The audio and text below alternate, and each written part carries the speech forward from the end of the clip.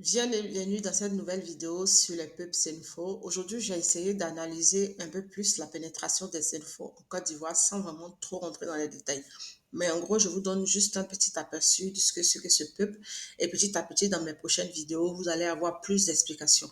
Je vous invite donc à vous abonner là où vous avez trouvé ma vidéo et surtout d'aller sur YouTube parce que c'est là-bas que je vais publier le plus de vidéos. Sans plus tarder, on y va.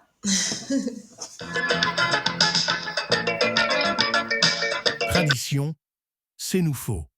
Le peuple Sénoufo, connu pour sa culture riche et ses traditions, fait partie des communautés les plus anciennes de l'Afrique de l'Ouest.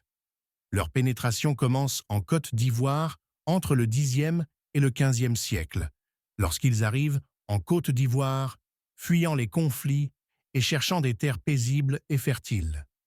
En effet, ils se déplaçaient pour échapper aux guerres et préserver leur autonomie.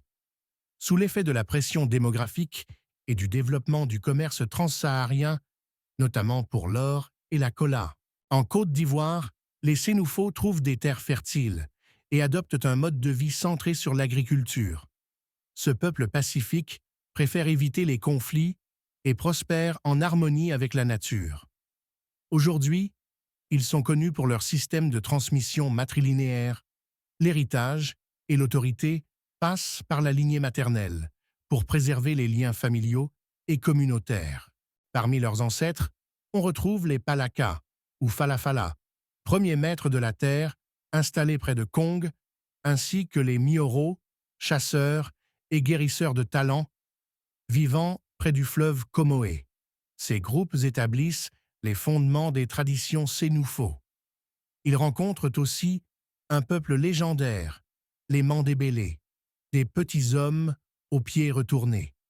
Inspirés par eux, ils intègrent les rituels d'initiation du poro et développent des techniques de chasse secrètes qui sont encore transmises aux Dozo, les chasseurs traditionnels. Originellement nomades, les ancêtres des Sénoufos se déplacent constamment pour trouver des régions plus riches en gibier et en ressources. Cette migration progressive permet la fusion entre les cultures autochtones et les influences migrantes, créant une identité sénoufo unique et diversifiée. Aujourd'hui, le peuple sénoufo perpétue des traditions riches et variées. Leur héritage, ancré dans la terre et les rituels, est transmis de génération en génération, offrant un témoignage vivant de leur culture et de leur résilience. Comment s'est passée leur installation en Côte d'Ivoire? Petit à petit, les Sénoufos ont occupé un territoire vaste, s'étendant des régions actuelles de Bouna, Prikro, Mankono, Séguéla, Touba à Odiéné, formant un espace géographique qui allait devenir leur terre.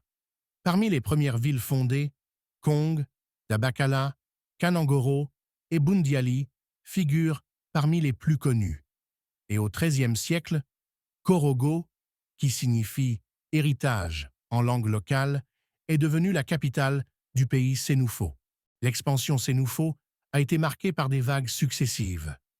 Du XIIIe au XIVe siècle, les Sénoufos se sont installés principalement entre les rivières Bandama et Comoé, traversant les forêts de la Côte d'Ivoire.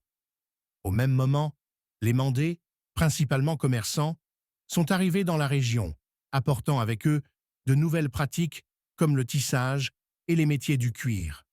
Les échanges étaient nombreux et ont créé un véritable équilibre culturel, mais celui-ci a été perturbé avec l'arrivée des Dioula au XVIe siècle, dont les ambitions religieuses, politiques et économiques ont redéfini les relations entre les groupes. Les Sénoufos se sont progressivement déplacés vers Bobo-Dioulasso, Bondoukou et le sud, formant des communautés au sein desquelles se sont enrichies des influences venues des différentes vagues migratoires. Les migrations ont été organisées clan par clan, sans formation de royaume centralisé, ce qui explique l'absence de nom de roi, mais la préservation d'une identité culturelle forte à travers une trentaine de sous-groupes distincts. Aujourd'hui, les Sénoufos, avec leurs nombreuses traditions et un passé marqué par des vagues migratoires, restent un exemple vivant de diversité culturelle et de résilience. Leur histoire, fondée sur l'échange et l'adaptation, continue de façonner leur identité unique au sein de l'Afrique de l'Ouest.